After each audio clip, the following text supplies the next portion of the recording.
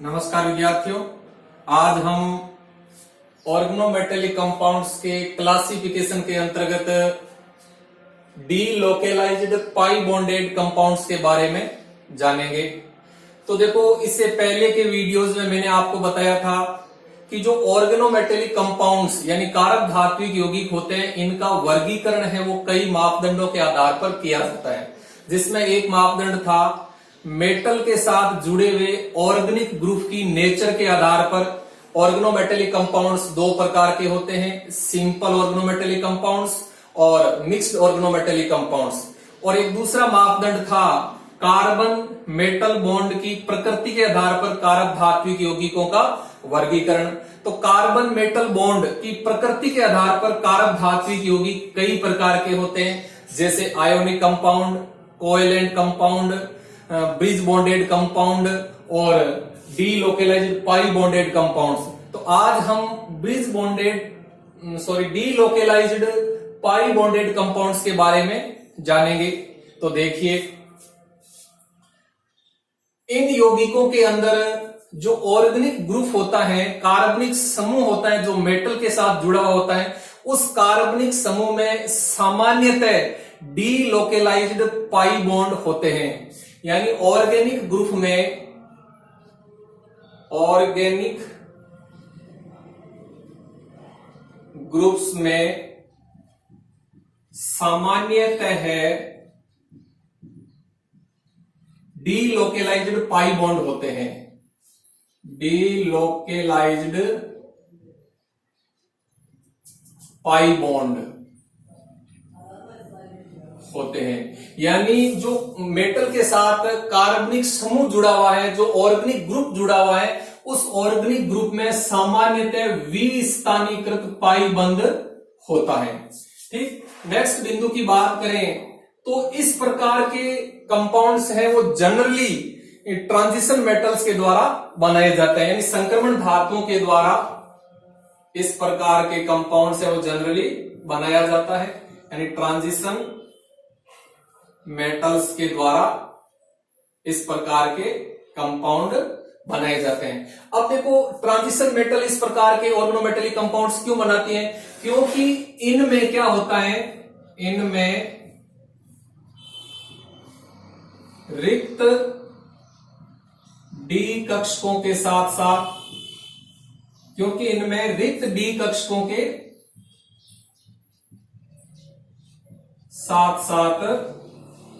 पूर्ण भरे हुए डी कक्षक भी होते हैं। पूर्ण भरे हुए डी कक्षक भी होते हैं। यानी जो ट्रांजिशन मेटल होती हैं, जो संक्रमण धातुएं होती हैं, इन संक्रमण धातुओं में क्या होता है कि रिक्त डी कक्षकों के साथ साथ पूर्ण भरे हुए डी कक्षक भी इन धातुओं में पाए जाते हैं। इसीलिए जो ट्रांजिशन मेटल हैं वो जनरली इस प्रकार के डीलोकेलाइज्ड पाई बॉन्डेड कंपाउंड बनाते हैं। अब देखो, इन यौगिकों में क्या होता है, इन यौगिकों में दो प्रकार की ओवरलैपिंग होती है। एक तो क्या होता है कि मेटल के रिक्त डी कक्षक और कार्बनिक समूह के पाई इलेक्ट्रॉन अब्र के बीच में ओवरलैपिंग होती है, जिससे क्या होता है कि मेटल और ऑर्गेनिक ग्रुप यानी कार्बनिक समूह के बीच में सिग्मा बॉन्ड का निर्माण हो जाता है। और जब सिग्मा बॉन्ड का निर्माण होता है तब इलेक्ट्रॉन डेंसिटी है वो ऑर्गेनिक ग्रुप से मेटल की ओर स्थानांतरित होती है। और एक दूसरे प्रकार की ओवरलैपिंग जिसको हम बैक बॉन्डिंग कहते हैं, उसमें क्या होता है कि धातु के पूर्ण भरे हुए कक्षक और कार्बनिक समूह के रिक्त विपरीत बंधी कक्षक के बीच में ओवरलैपिंग होती है, जिसके परिणाम स्वरूप मेटल और ऑर्गेनिक ग्रुप यानी कार्बनिक समूह के बीच में पाई बॉन्ड का निर्माण होता है। और इस पाई बॉन्ड निर्माण के दौरान क्या होता है, इलेक्ट्रॉन डेंसिटी है वो मेटल से कार्बनिक ग्रुप की ओर स्थानांतरित होती है, और इस पाई बॉन्ड निर्माण की प्रक्रिया को हम बैक बॉन्डिंग कहते हैं। तो देखो, यहां किस तरह से ओवरलैपिंग होती है हम देखते हैं चित्र के द्वारा, डायग्राम के द्वारा देखो। तो इसमें क्या होता है कि जो मेटल है, मेटल के पास में रिक्त डी कक्षक होता है और पूर्ण भरे हुए डी कक्षक भी होते हैं। जो ट्रांजिशन मेटल है, ट्रांजिशन मेटल के पास में रिक्त डी कक्षक के साथ साथ पूर्ण भरे हुए डी कक्षक भी होते हैं। ठीक, अब देखो कार्बनिक समूह, कार्बनिक समूह यानी ऑर्गेनिक ग्रुप। अब ऑर्गेनिक ग्रुप में क्या होता है, पाई इलेक्ट्रॉन नंबर होता है।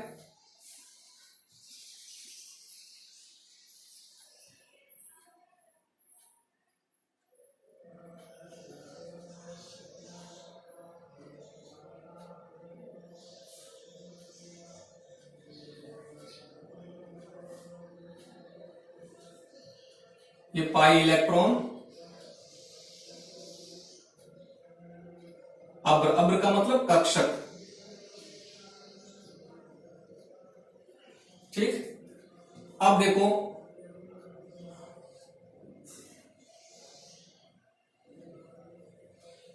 अब इसमें क्या होता है, रिक्त एंटी बॉन्डिंग मॉलिक्यूलर ऑर्बिटल भी होते हैं, पाई स्टार। तो ये pi star,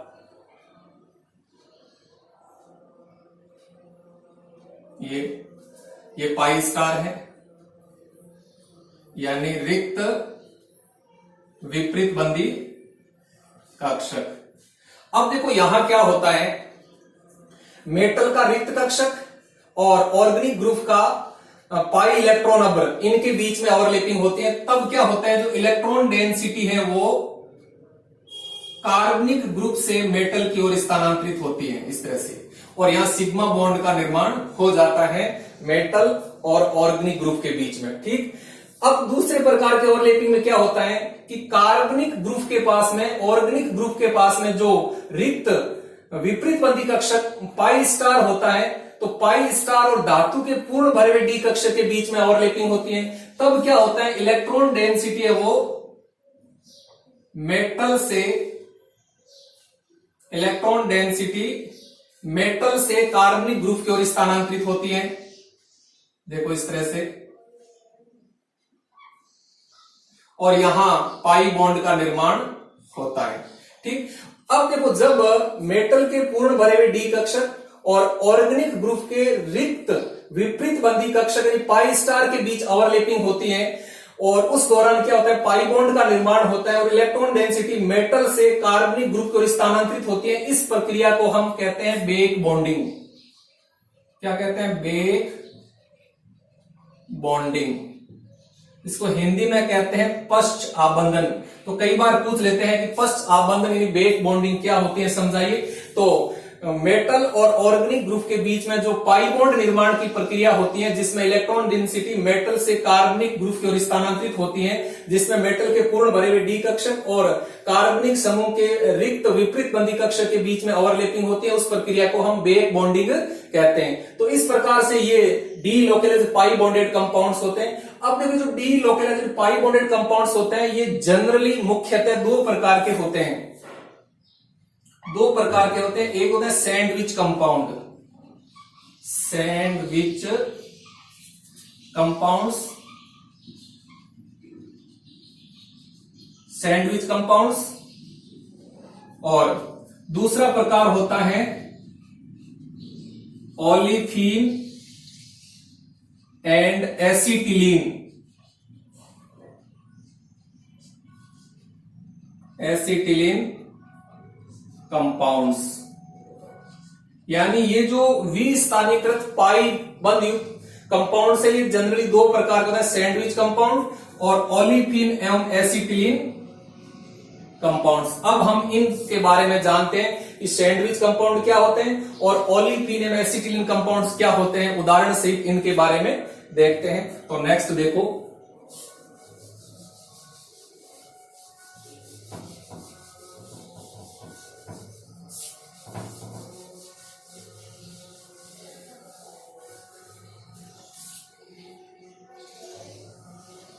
sandwich compound, sandwich compounds. अब देखिए ये सैंडविच कंपाउंड क्या होता है। सैंडविच का मतलब होता है दो के बीच में जकड़ लेना। ठीक, तो यहां क्या होता है कि जो सैंडविच कंपाउंड होता है इनमें क्या होता है, एरोमेटिक रिंग के बीच में धातु परमाणु सैंडविच होता है। इन दो एरोमेटिक रिंग के बीच में धातु परमाणु जुड़ा हुआ होता है। तो इनमें क्या होता है, एरोमेटिक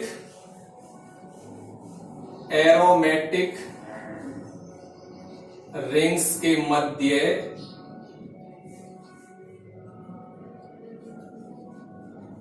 मेटल एटम जुड़ा होता है। यानी यहां क्या होता है कि एरोमेटिक रिंग के मध्य मेटल एटम जुड़ा हुआ होता है, यानी दो एरोमेटिक रिंग के बीच में एक मेटल एटम पाया जाता है, यानी उसे हम सैंडविच कंपाउंड्स कहते हैं। अब देखो इनमें क्या होता है सैंडविच कंपाउंड में, या सैंडविच कंपाउंड में एरोमेटिक रिंग के पाई इलेक्ट्रॉन अब्र, एरोमेटिक रिंग के पाई इलेक्ट्रॉन अब्र तथा मेटल के रिक्त डी कक्षा के बीच में ओवरलैपिंग होती है। तो देखो यहां क्या होता है, एरोमेटिक रिंग के पाई इलेक्ट्रॉन अब्र तथा मेटल के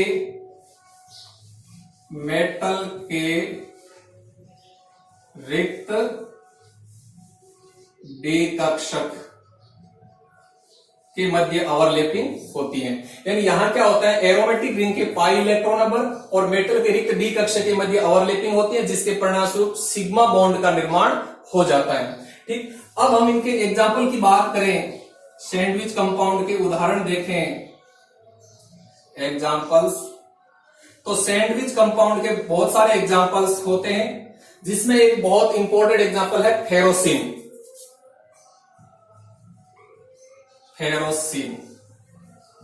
फेरोसिन एक सैंडविच कंपाउंड होता है, जिसमें क्या होता है कि दो एरोमेटिक रिंग, 5 मेंबर्ड दो एरोमेटिक रिंग होती है, उनके बीच में आयरन धातु परमाणु है, वो सैंडविच होता है फेरोसिन के अंदर। तो देखो फेरोसिन का यदि अणु सूत्र देखो, इसका अणु सूत्र इस तरह से हो जाता है, देखो Fe नीटा 5 C5H5, ये फेरोसिन का अणु सूत्र होता है। अब देखो यहां जो मैंने लिखा है ये इसको बोलते हैं नीटा। नीटा क्या होता है, नीटा होता है लिगेंड की हैप्टिसिटी ऑफ लिगेंड्स।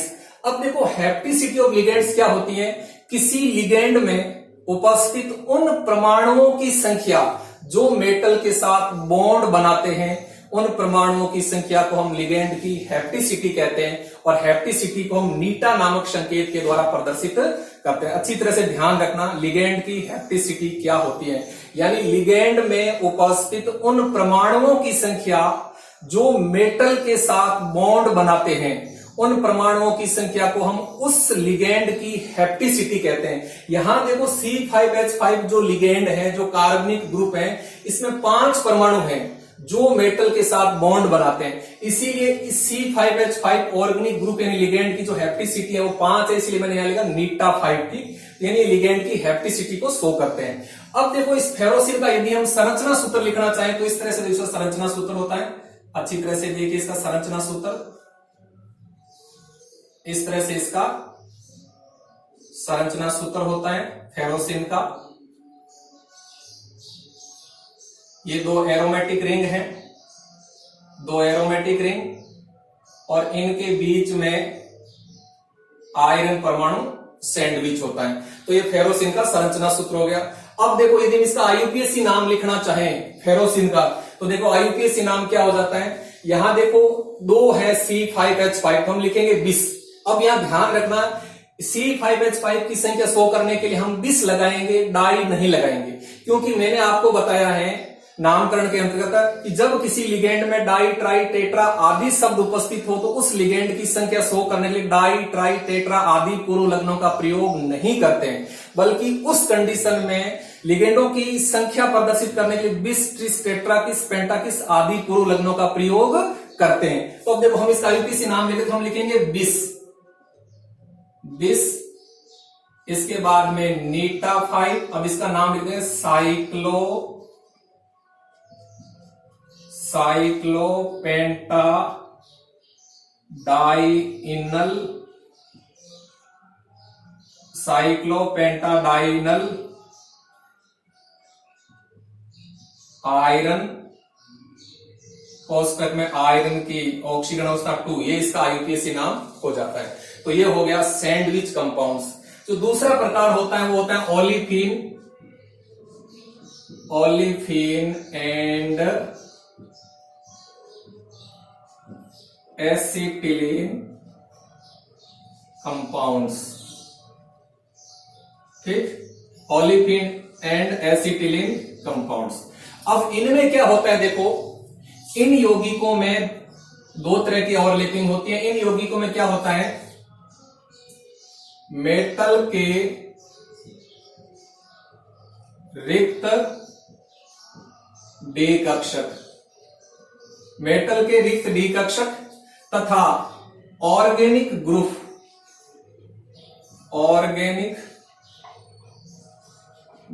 के पाई इलेक्ट्रॉन अब्र के बीच में ओवरलैपिंग होती है। यानी मेटल के रिक्त डी कक्षक और ऑर्गेनिक ग्रुप के पाई इलेक्ट्रॉन अब्र के बीच में ओवरलैपिंग होती है, जिससे क्या होता है, सिग्मा बॉन्ड बनता है। मेटल और कार्बन के बीच में सिग्मा बॉन्ड बन जाता है। दूसरे प्रकार के ओवरलैपिंग में क्या होता है, मेटल के पूर्ण भरे हुए डी कक्षक, मेटल के पूर्ण भरे हुए डी कक्षक तथा ऑर्गेनिक ग्रुप के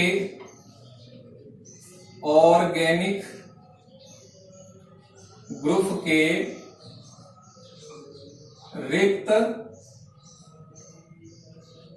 विपरीत बंदी कक्षक यानी पाई स्टार के बीच में ओवरलैपिंग होती है। यानी मेटल के पूर्ण भरे हुए डी कक्षक और ऑर्गेनिक ग्रुप के रिक्त विपरीत बंदी कक्षक यानी पाई स्टार के बीच ओवरलैपिंग होती है, जिससे मेटल और कार्बन के बीच में क्या होता है, यहां पाई बॉन्ड का निर्माण हो जाता है, पाई बॉन्ड बन जाता है। ठीक, अब देखो यहां जब पाई बॉन्ड बनता है तो मेटल और ऑर्गेनिक ग्रुप के बीच पाई बॉन्ड निर्माण की जो प्रक्रिया है, इसको हम कहते हैं बेक बॉन्डिंग। क्या होता है, बेक बॉन्डिंग।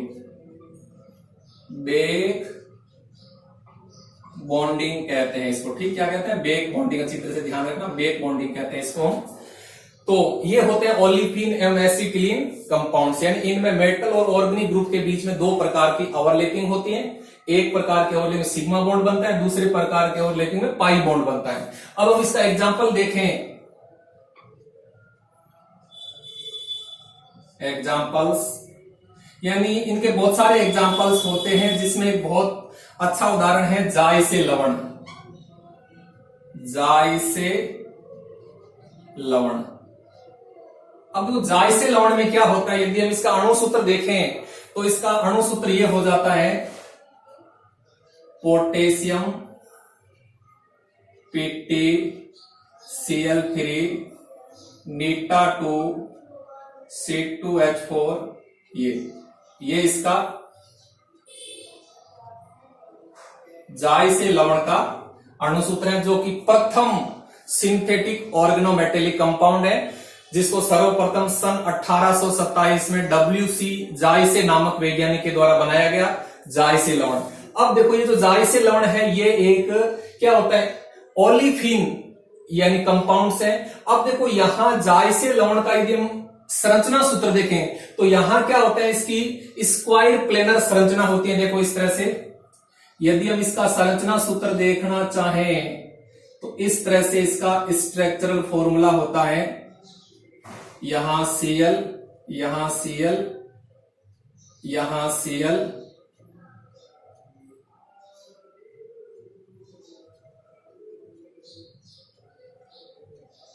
इस तरह से इसका संरचना सूत्र होता है जायसे लवण का।